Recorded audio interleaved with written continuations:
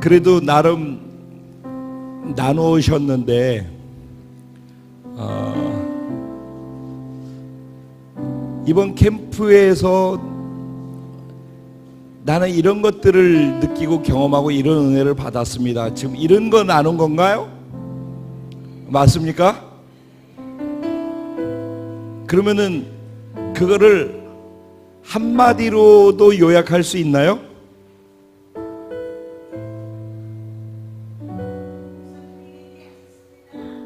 하나님이 위대하셨습니다. 네. 네. 한마디로 표현할 수 있죠. 그런 식으로. 그렇겠죠? 네.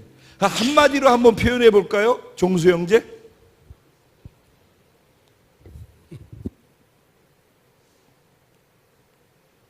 그냥 한마디로.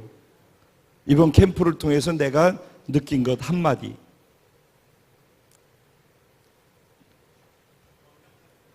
완벽하신 하나님이었다. 네.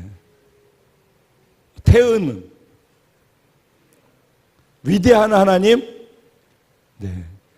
꼭 이런 식으로 안 해도 돼요. 네. 좀 편안하게. 금순모매님.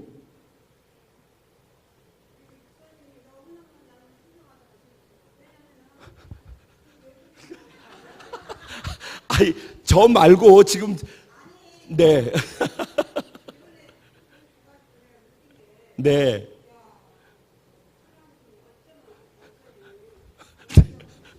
아이, 제 얘기니까 크게 듣게 할까?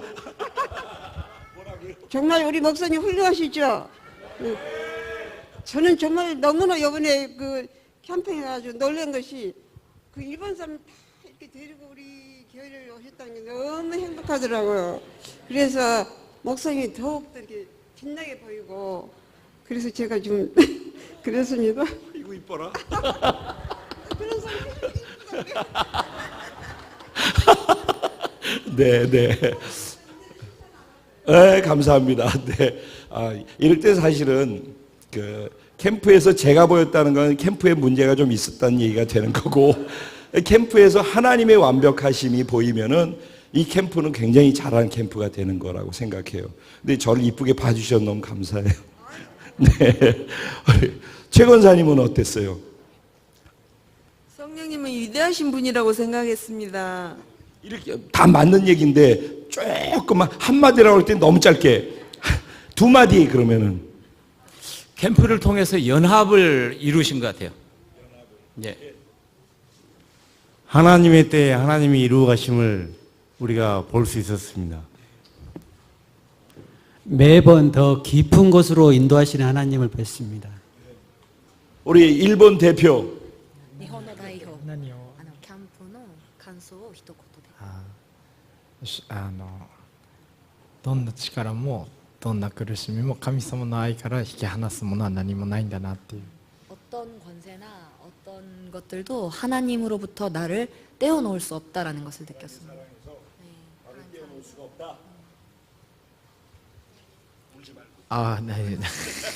네. 네.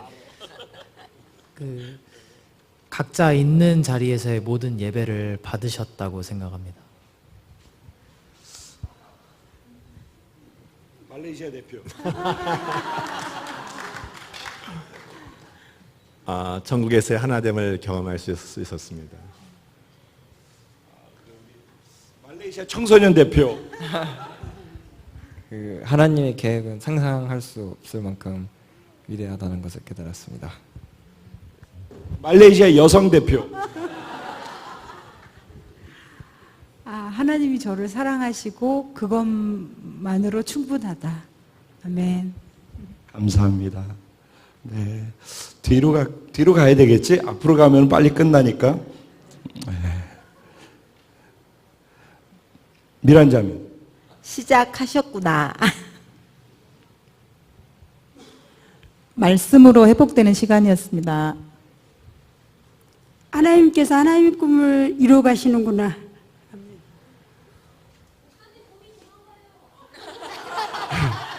하나님께서 모든 것을 행하셨다는 걸 느꼈습니다.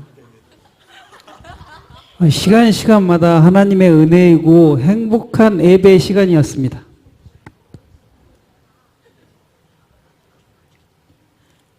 하나님은 정말 일하시고 계시는구나라고 생각합니다. 보현. 예배다운 예배였어요. 저는 하나님이 살아계심을 느꼈어요.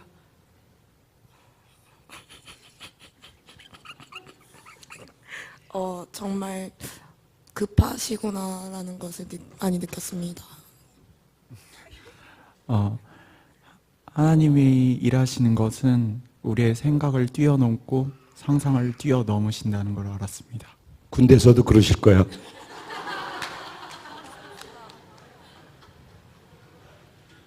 하나님은 정말 우리 공동체를 사랑하시는구나를 깨달았습니다. 태훈. 있어도 다 시켜. 무엇을 하든지 이제 하나님이면 충분하다. 담이.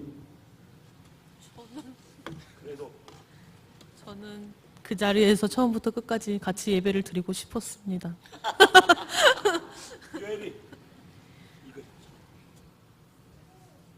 쓱 돌렸어. 사랑. 하나님의 계획은 정말 놀랍습니다. 하나님이 계획하신다면 진짜 하시는구나라는 걸 느꼈습니다. 너는 한마디로 말하면 대박이었습니다. 많은 얘기들 하셨는데요. 저는 하나님은 하셨고 저희 공동체 한 사람 한 사람이 정말 귀하다는 것과 제가 예배 매 시간마다 그곳에 많이 없었기 때문에 제가 있는 자리에서 예배자로 나가려고 많이 집중하려고 하나님과 함께하는 시간이었습니다. 2박 3일. 이번에 중보기도 해주시면 옆에 주셨던 우리 권사님. 저는요 이렇게 간혹 한 번씩 이렇게 순천 순복음교회 올 때마다 너무 진짜 은혜 받고 가요. 청년들이 나 진짜 이런 교회는 처음 봤어요. 청년들이 이렇게 교회를 이끌어가는구나. 그래서 진짜 우리 세대는 곧 끝나잖아요. 근데 여기는 희망이 있는 것 같아요. 예. 감사합니다. 지우는? 눈 떴어. 눈 떠서 반응하는데.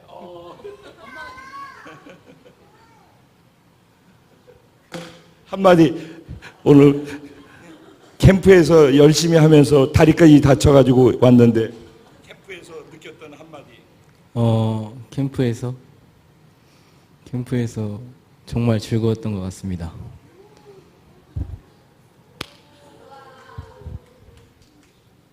그가 시작하시고 마치시며 과정에서도 행하시기 때문에 할 말이 없습니다. 그냥 하나님께서 다 시작하시고 중간에도 하시고 마무리도 하셨습니다. 네. 다행.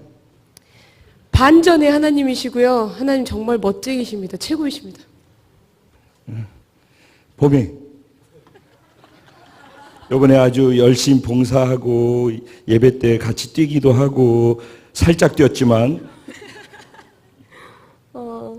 나를 치료하시고 나를 너무 많이 사랑하시는 주님이시라는 걸 느꼈습니다. 역시 하나님이시구나라는 걸 느꼈어요.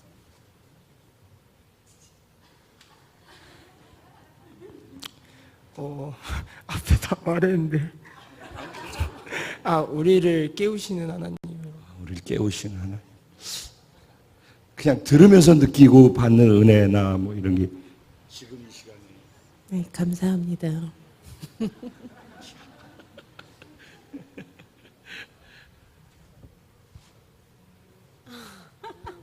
참 좋았습니다. 참 좋았지. 네. 너도 너무 멋졌어. 다시 꿈꾸게 하시고 다음 세대를 다시 세워야 한 비전을 주셔서 감사합니다. 이렇게 하니까 굉장히 빨리 끝나죠? 네, 그러면서 아주 실속 있네. 하나님 멋쟁이십니다. 살아계신 하나님이었습니다.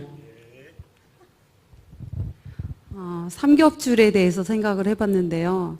저는 한 명도 그 자리에 데려가지 않았는데, 모태했는데, 그 많은 사람들을 하나님이 또 보내주셨다는 거, 그리고 그 각자 한 사람의 역량은 너무나 작은 것 같은데, 다 하나로 연합이 되어서 그 자리에서 각자 일을 해줌으로써 정말 아름다운 하나님의 하모니를 만든 것 같습니다.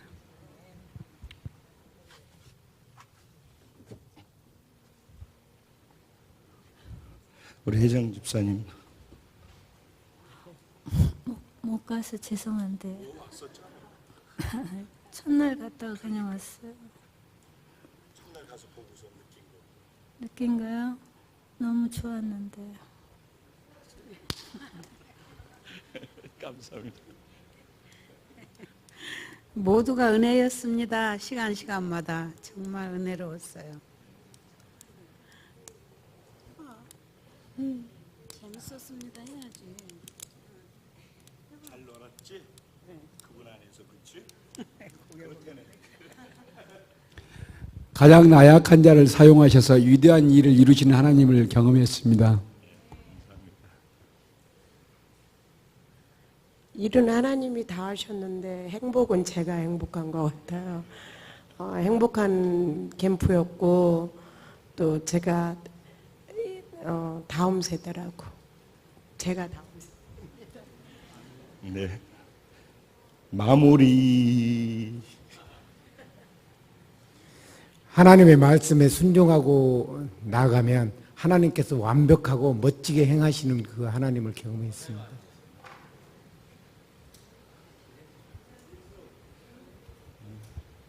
권사님 하셨죠? 아까. 저만 안 했어요. 현희자매 안 했지 않았나?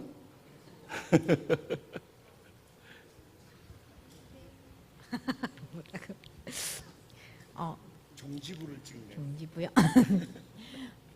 말씀 듣고 저는 지용훈 목사님 말씀을 제일 잘 들었는데요. 그 말씀대로 어떻게 살아낼까, 그리고 그것들을 좀 구체적으로 하나님 앞에 삶으로 올려드리고 싶습니다. 네, 감사합니다.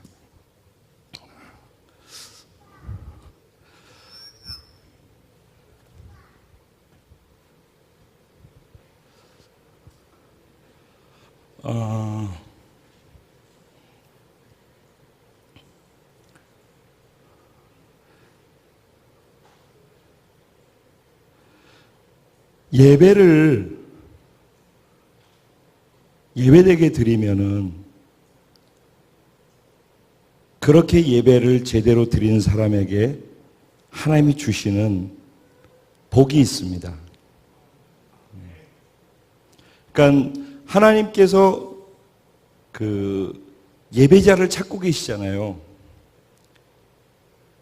두 가지 이유 때문이죠. 하나는 하나님이 모든 피조물들을 창조하신 이유가 영광 예배받기 위함인데, 창조주가 모든 창조 사건을 통해서 목적으로 세운 첫 번째 그 목적이 실현되어지는 것이기 때문에 하나님이 영광 받는 거예요. 우리가 예배를 예배되게 할 때 하나님이 영광 받으시는 거예요. 그리고 두 번째로는 우리가 예배를 예배되게 해서 하나님께 영광이 되면은 우리에게 복이 되기 때문에 하나님 우리에게 복 주시기 위해서 예배를, 바른 예배를 드리는 자를 찾고 계시다라고 저는 그렇게 믿어요. 그래서 하나님이 기뻐하시는 참 예배자는 어떤 사람이라고 그랬었죠? 네? 네, 요한복음 4장에서는 뭐를 말씀하셨죠? 신령과 진정으로. 또 4장에서 생각해 볼 수 있는 예배에서 없어서는 안 된 중요한 요소가 있다면 뭐가 될까요? 요한복음 4장에서 우리에게 필요로 하는 거, 예배의 필요 충분 조건으로 제시하는 게 뭐가 있을까요?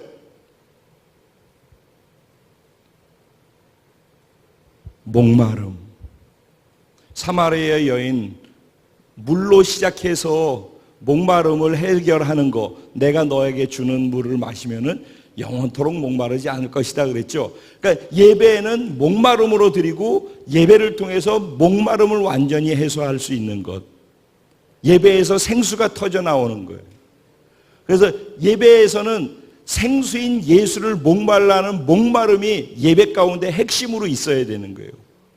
예배자 안에 목마름이 없으면은 어떻게 하나 보자 그렇게 해가지고서는 예배가 깊이 가지를 못해요. 갈증과 갈망이 있으면 있을수록 생수가 얼마나 소중한지도 알게 되고 생수의 맛이 얼마나 상쾌한지도 알게 되어지죠.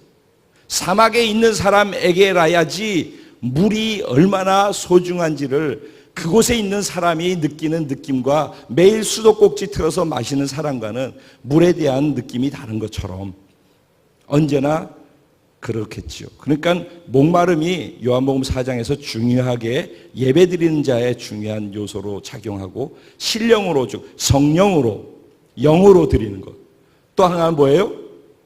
진리, 진심, 진정으로 그렇죠? 영과 마음으로라는 얘기죠. 이게 필요해요. 근데 이것을 할 수 있는 자격이 무엇이라고 그랬죠?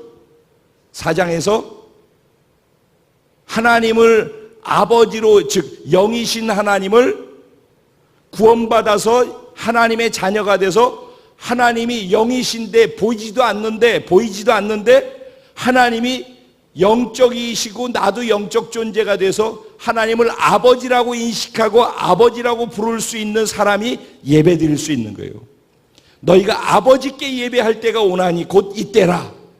하나님께 예배하는 자는 신령과 진정으로 예배할지니라. 그러니까는 예배하는 데 있어서 첫째는 목마름이, 둘째는 하나님을 아버지로 인식할 수 있는 구원받은 하나님의 자녀가 돼야지 예배드릴 수 있는 조건이 형성된다는 거예요. 그 안에서 신령이 나오고 진정이 진리로 드려지는 것이 나온다라는 거예요. 그게 요한복음 4장에서 있었던 내용이에요. 그렇죠? 그런데 주일날 제가 본문을 무엇으로 선택했었죠? 로마서 12장 1절 2절 말씀으로 택했었죠. 거기에서 제가 예배의 세 가지가 있는데 제일 처음에 무엇에서부터 시작했죠? 영으로 예배 드려야 된다고 그랬어요. 영으로. 그러니까 요한복음 4장 얘기를 연결했죠. 그 다음에 두 번째 무엇으로 예배 드려야 돼요? 마음으로 예배 드려야 된다고 그랬죠. 그래서 세 번째 무엇으로 예배 드려야 된다고 그랬어요? 몸으로. 그래서 거기에는 영으로 너희가 드릴 영적인 예배니라 그랬어요. 그렇죠? 그런데 거기서 뭐라고 그래요? 너희 몸을 하나님이 기뻐하시는 거룩한 산 제사 제물로 드려라 그랬어요. 그러니까 하나님이 지금 받기 원하는 예배에서 중요한 부분은 또 무엇이에요? 우리 몸이라고. 몸. 그렇죠? 몸을 드려야지 내 몸을. 몸을 안 드리고서 예배 드릴 수 있다라고 생각하는 건 착각이에요. 하나님은 몸을 드리는 걸 원하셔요. 그러니까 몸으로는 앉아 있으면서 마음으로 안 하고 영으로 하는 것이 문제이기 때문에 그 부분이 지적받지만은 영으로 하고 마음으로 하면서 나는 그렇기 때문에 예배 잘 드리고 있다? 아니, 몸이 돼야 돼. 왜 몸이 중요하냐? 여기에서 있는 이 몸뿐만이 아니라 여기에서 서비스하는, 봉사하고 섬기고 그분께 사랑을 표현하는 동작으로서의 몸짓도 필요하지만은 여기서 얘기하는 몸의 개념은 삶의 예배, 삶의 자리에서 내가 예수로 내가 산 제물로 구별된, 거룩이라는 단어는 구별됐다라는 말이에요. 삶의 자리에서 나를 구별해서 거룩함으로써 삶의 자리에서 예수로 살아드리는 것을 몸으로 표현해 드리라는 거예요. 삶의 현장에서. 삶에서 예배 드리라는 거예요. 근데 그렇게 하기 위해서 뭐가 필요하다고? 마음을 새롭게, 마음에 대한 얘기가 나오죠. 마음을 새롭게 함으로 변화를 받아 그랬어요. 어떻게 하면 마음이 새로워질까? 이 세대를 본받지 않으려면은 무엇가 있어야 될까? 이 세대도 우리에게 계속해서 이게 맞아 계속 도전을 하죠. 이게 맞다니까 이렇게 해야지 네가 행복해, 이렇게 해라고 계속 이 세대는 얘기하고 있어요. 근데 이 세대가 얘기하고 있는 것을 거슬러 갈 수 있는 또 다른 기준이 있어요. 그 기준을 뭐라고 하는 거라고? 진리라고 하는 거예요. 불변하는 거. 하나님의 말씀. 그래서 이 세대를 하나님이 기뻐하시고 온전하시고 선하신 뜻이 무엇인지 마음을 새롭게 함으로 분별하려면은 그 기준이, 분별하는 기준이 뭐라고? 하나님의 불변하는 진리의 말씀이라는 거예요. 그래서 제가 거기서 강의했던 강의 내용 정리하는 거예요. 주일 말씀하고 연결해서 그 다음에 이번 캠프의 주제인 예배에 대해서 연결시켜 정리해 드리면서, 그리고 강사들이 얘기했잖아요. 강사들이 창호 목사님이 뭐 강조했어요? 창호 목사님 강조한 게 뭐였죠? 예? 뭐 또 위대하고 뭐 은혜 받고 강사한테 뭐 은혜 받고 다 좋았다며. 그 창호 목사님한테서 뭘 은혜를 받았냐고.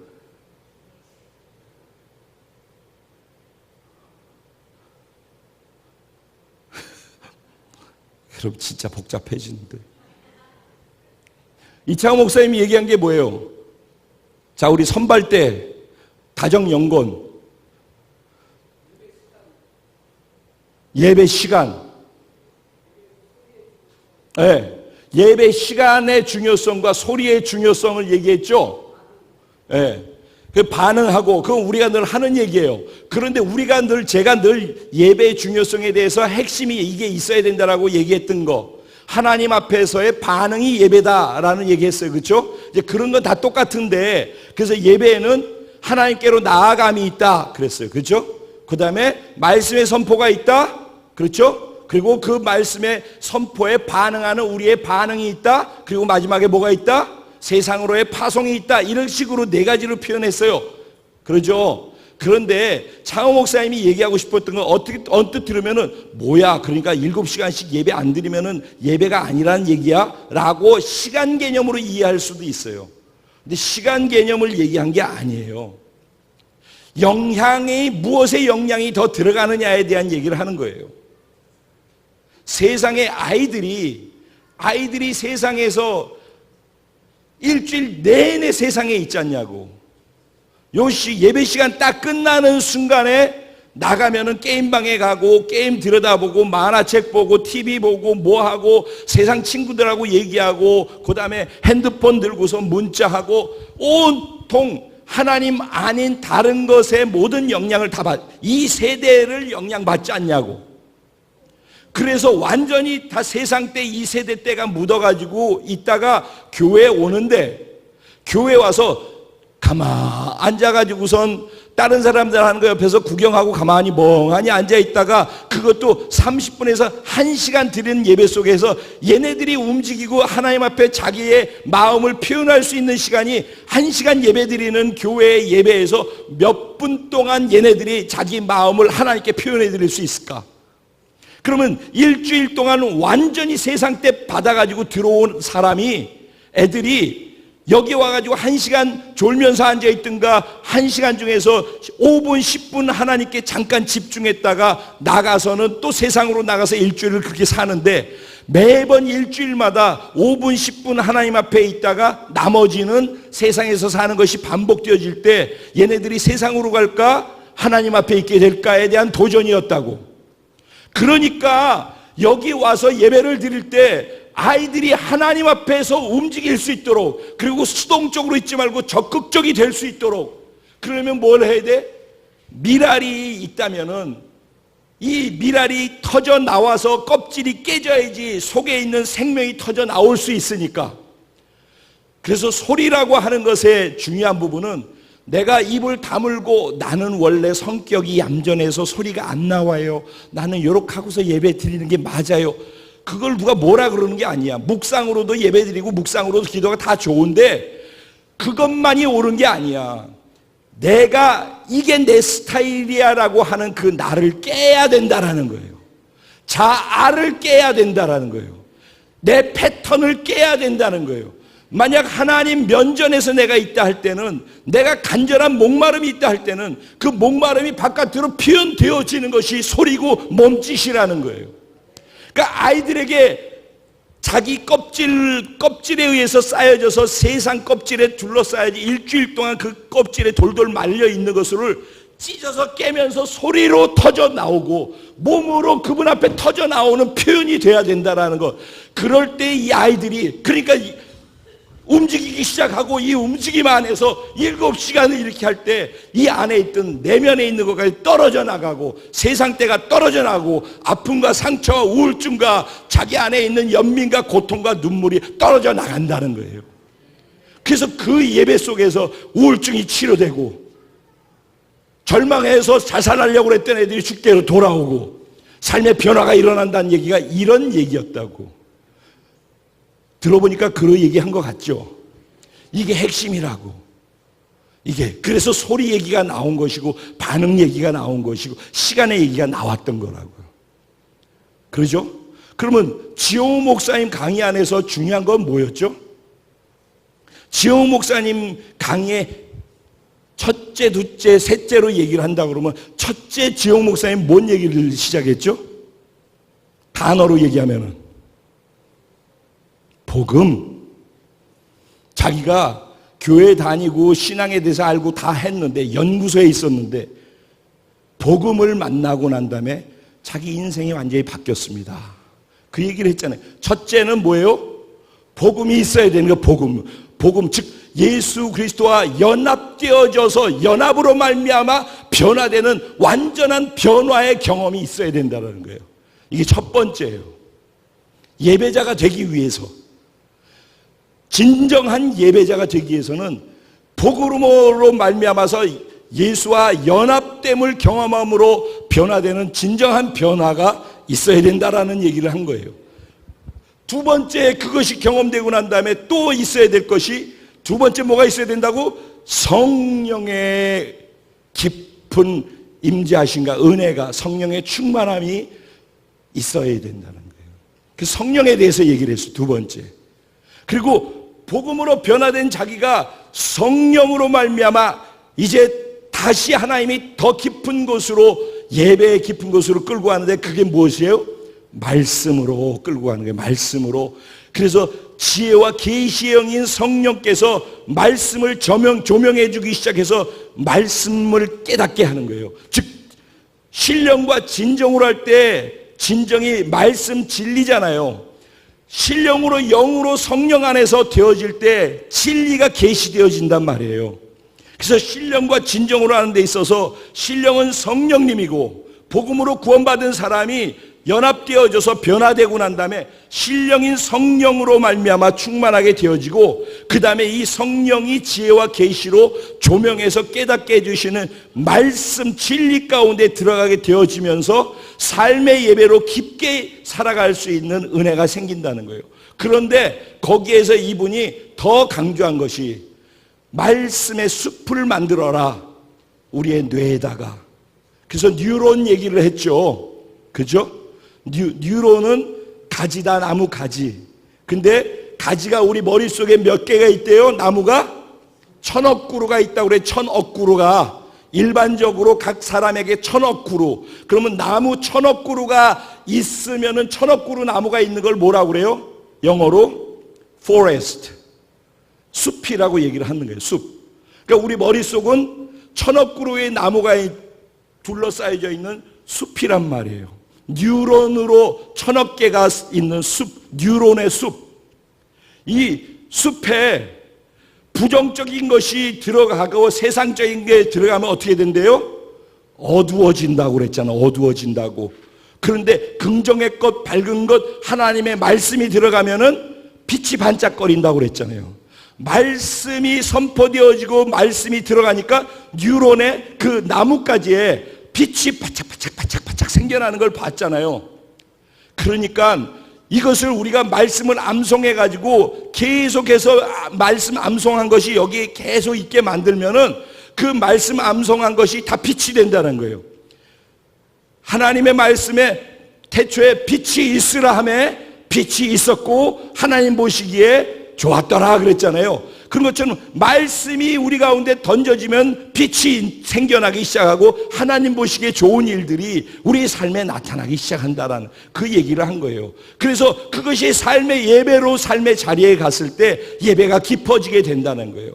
자기가 예배자로 살아가려고 몸부림쳤는데 점점 깊어질 수 있었던 과정에 대해서 이런 식으로 설명을 풀어갔던 거라고요. 들어보니까 맞아요? 네. 그러면은 저는 제가 뭘 얘기하고 싶으냐면은 요번 캠프에서 근데 중요하게 사실은 이건 이제 기본적인 얘기들이라고 저는 생각을 했어요, 솔직히.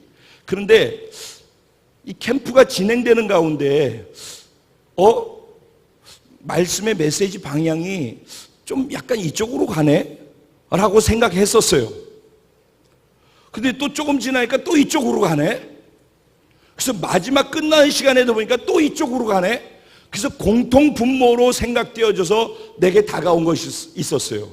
그것은 무엇이었냐면 예배에 대해서 얘기하면서 예배를 깊게 드리지 못하게 방해하는 요소에 대해서 계속 건드렸어요. 무라카미 목사님도 예배를 방해하는 요소가 무엇인지에 대해서 다뤘고, 강명식 음악사도 마지막 끝나는 시간이면은 파송과 선포 쪽으로 해가지고 나가도록 해야 되는 시간인데 그거에다 역점 두기 이전에 예배를 방해하는 요소에 대해서 마지막 시간까지도 그걸 건드렸어요. 그게 뭐였죠?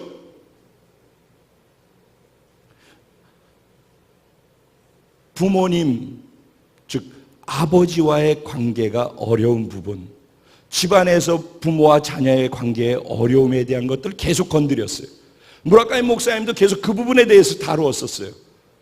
그러더니 또 마지막 시간에도 또 그 부분을 다루었어요.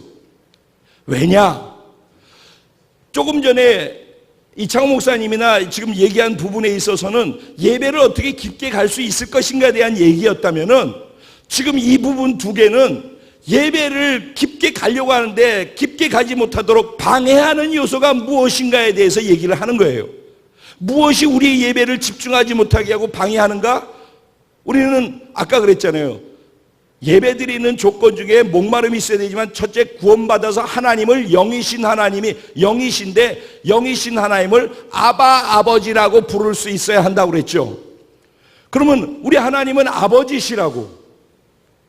그런데 내 육신의 아버지에 대해서 왜곡되어졌거나 감정적으로 어려움이 있거나 힘들거나 상처를 받았거나 아버지에 대한 인식이 무능하다든가 폭력적이라든가 아버지에 대해서 부정적인 생각을 가지고 있는 사람은 하나님이 아버지라고 할 때 지식적으로는 다 받아들이고 지식적으로는 답을 다 하고 삶을 살아가는 데 있어서는 전혀 문제가 없어요, 겉으로는.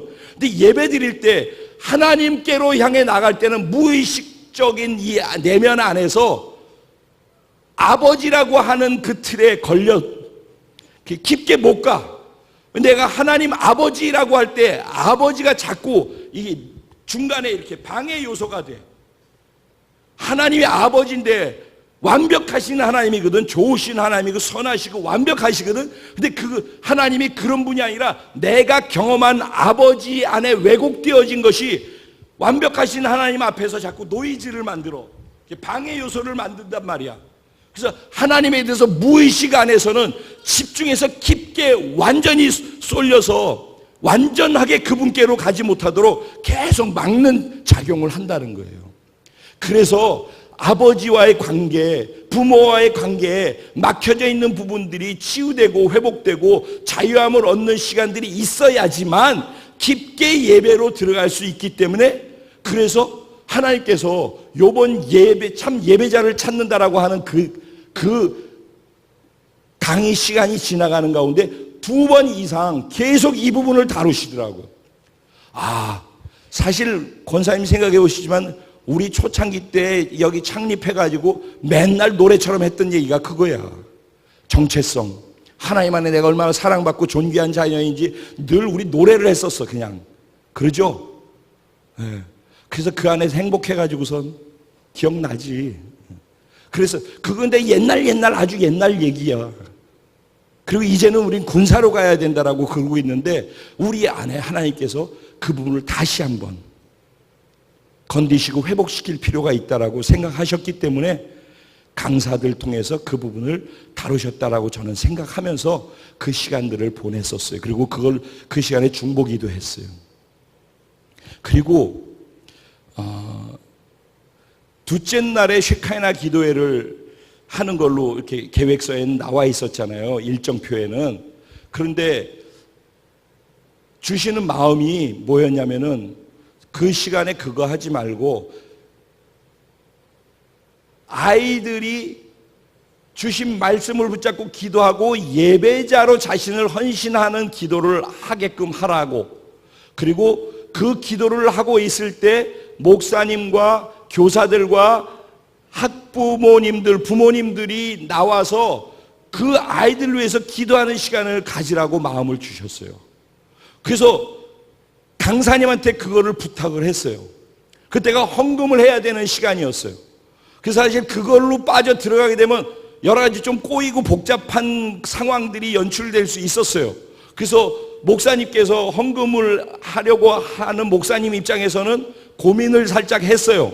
그런데 내가 그냥 이걸 밀고 가야 된다라고 얘기를 해서 그쪽으로 밀었어요. 그 방향을 틀었죠. 그런데 하나님 거기서 또 하셨어요. 그러니까 왜냐하면 그 안에서 치유되고 회복시켜야 되고 서로 기도해 주면서 만지실 부분들이 있었기 때문에 그랬던 거예요. 그러니까 하나님은 너무 완벽하시더라고는 얘기를 하고 싶은 거예요. 하나님 정말 우리가 주제를 정해놨잖아 그때. 근데 그 주제대로 끌고 가시더라고. 우리는 그냥 강사들이나 우리들은 그냥 거기에 맞는 강의를 했을 뿐인데 하나님은 그것과 상관없이 진짜 예배를 더 깊게 하고 예배를 예배되게 하고 예배에 방해되는 것들을 회복시키고 치유하기 위해서 하실 일들을 스스로 그 가운데에서 풀어나가셨다라는 거예요. 참 놀라운 은혜였다라고 저는 생각을 해요. 그래서 여러분 한 분 한 분들이 정말 수고 많이 해주셨어요. 우리 이 작은 인원 가지고 그거 한다라는 것이 정말 어려운 일이에요. 그런데 너무 멋지게 그냥 캠프를 잘 성황리에 끝냈다가 아니라 너무 하나님이 하신 것을 모두가 볼 수 있는 그런 캠프였어요. 그래서 제가 그랬어요. 캠프가 끝난 다음에 진짜 몸도 힘들고 우리 다 지치고 우리들 개개인이 보면은 연약하고 그 안에서도 마음 어렵고 힘들어하고 그러면서 이게 진행되어졌는데 그런 우리와 전혀 상관없이 하나님 정말 살아계시고 위대하시다. 제가 그 고백을 할 수밖에 없었어요. 정말 하나님 살아계시고 위대하시다. 그리고 우리가 정말 작고 보잘것없고 아무것도 할 수 없을 만한 존재라서 하나님 우리를 즐거워하시고 우리를 쓰시는구나. 왜? 이게 돼도 우리가 잘나서 했다라는 거 명함 내밀 게 아무것도 없으니까. 완벽하게 하나님이 하셨다라는 얘기밖에 할 게 없으니까. 참 그냥 이게 은혜였어요. 이게 놀라우신 하나님. 그래서 이 캠프에 대해서 제가 그렇게 은혜를 받았는데 이 캠프에서 더 놀라운 또 주신 은혜, 우리 공동체와 이 캠프와 함께하는 것뿐만 아니라 우리 이 보잘것없는 작은 공동체와 하나님이 함께하고 계시다라는 것을 확실하게 보여주는 것이, 이번에 일본 지체들 와서 은혜 받았잖아요. 좋은 시간 됐고 우리에게 얼마나 기쁨이고, 오히려 이분들에게 그런 기회를 줬는데 이분들이 기뻐하고 즐거워하며 은혜를 받았는데 우리에게 또 은혜를 다 주었어요. 사실 우리가 더 은혜와 복을 더 많이 받았어요. 그게 얼마나 감사한지 몰라. 섬기려고 했었는데 우리가 더 섬김을 받았다. 그리고 이번에 캠프 시간 동안에서 다음번 캠프에 또 올 것을 생각해야지 되는 게 맞는 건데 하나님 마음 주셨어요. 그래서 제가 그랬어요. 내년은 일본 분들을 다 모아서 일본에서 이 캠프 합니다. 제1회 재팬 브라이드 워십 캠프.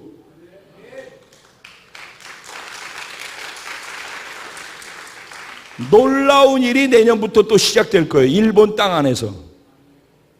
어떻게 이런 일이 일어날 수 있냐고요. 저희가 일본 들어간 게 2년 전이에요. 그것도 무대포로.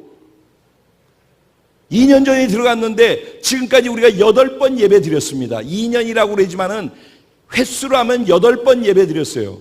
무라카미 목사님 교회로 하면은 정기적으로 간 건 2번이고 그 이후에 이런 식으로 예배 드리는 게 2번이고 그래서 총 4번 우리와 만남의 예배를 드렸던 거예요. 근데 예배 4번에 그런 변화가 일어나는 거예요. 이게 놀랍지 않습니까, 여러분?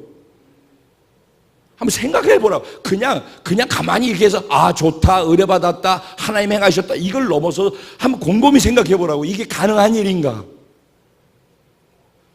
그러니까 하나님이 하셨다는 얘기밖에 할 게 없다니까요. 그래서 내년에 일본에서 연합으로 캠프가 진행될 거예요. 그 일을 친히 이끌어 가신 하나님께 영광을 돌립니다. 그리고 내년에 5월 달에 일본 전국에서 3,000명이 모이는 대형 집회가 5월 달에 열려요.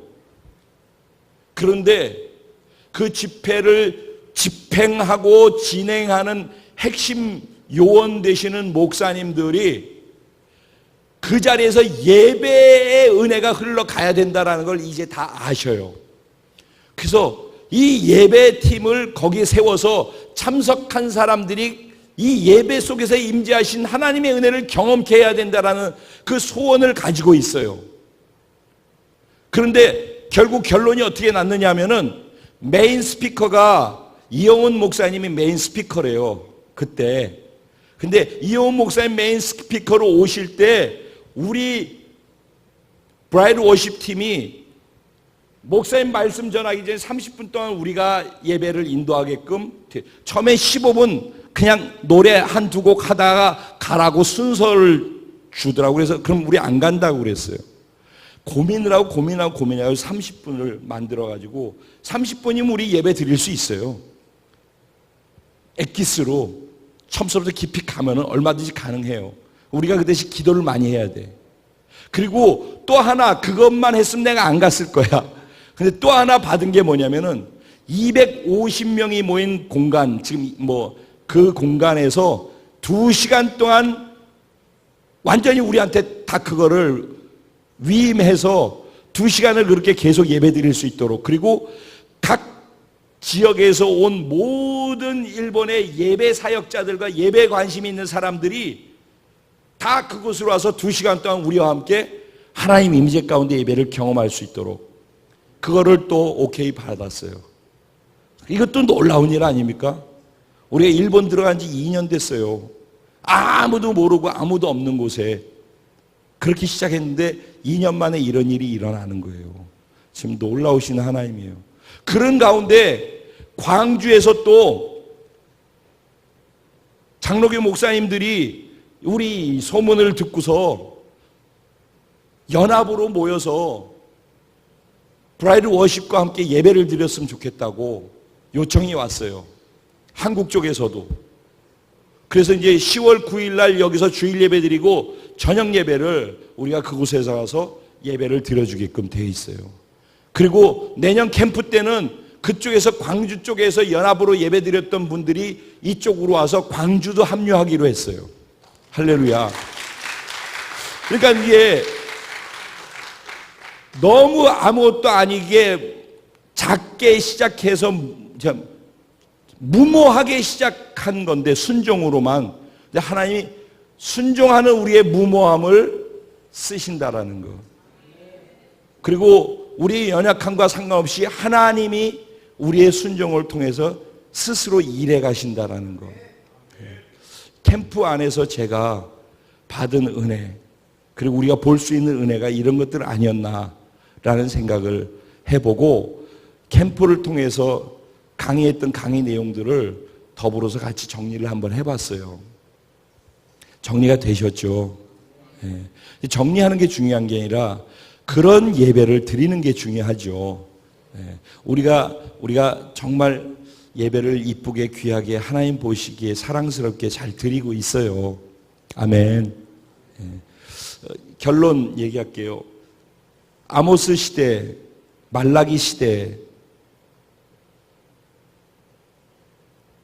하나님이 너희들 예배 받고 싶지 않다고 했다고 그랬잖아요. 거기에 뭐가 빠졌었다고 그랬죠? 세 가지 뭐가 빠졌었다고 그랬죠? 첫 번째, 마음이 빠졌다고 그랬죠. 두 번째, 뭐가 빠졌다고 그랬죠? 회개가 빠졌어요. 회개 없이 짐승만 잡아서 내 죄만 거기다 전가하고 그리고선 그냥 해도 된다. 회개가 없었어요. 세 번째, 뭐가 없었다고 그랬죠? 말씀을 받았는데 말씀대로 사는 순종이 없는 거예요. 그냥 형식만 있는 거예요. 형식만. 그래서 형식은 있고 번제도 있고 소제도 있고 화목제도 있고 다 있는데 나 이제 그만 성전문 닫아버리고 싶어 라고 하신 이유가 그것 때문이라고 그랬어요. 그죠? 주일날 기억나시죠? 우리가 그런 것들을 회복하고 내가 그런 예배를 드리고 그러면은 내 주변에 나와 함께하는 사람들이 그런 예배가 회복되어져 가겠죠. 이제 딱 11시 반까지만 같이 찬양하면서 진짜 예배 드려보고 싶어요. 남은 시간. 근데 혹시 몰라서 참고하고 도움 될 수 있으면 싶어서 마지막으로 덧붙여서 말씀드린다면은 예배는 말씀이면 말씀, 찬양의 가사면 찬양의 가사가 나하고 하나가 돼야 돼. 그러니까 그게 노래를 하는 게 되면 안 돼. 노래를 하는 게 되면은 여기 가사가 뭘 할까? 어떤 찬양이 좋아? 그러면 요동치 않으리 막 이렇게 했잖아. 예를 들어서 그러면 왜 요동치 않게 될까? 예배를 영어로 뭐라고 그러지? 영어로 뭐지? 내가 너한테 물어봤어 지금. worship? 그러지? worship이라는 건 무슨 뜻이라고 그랬지?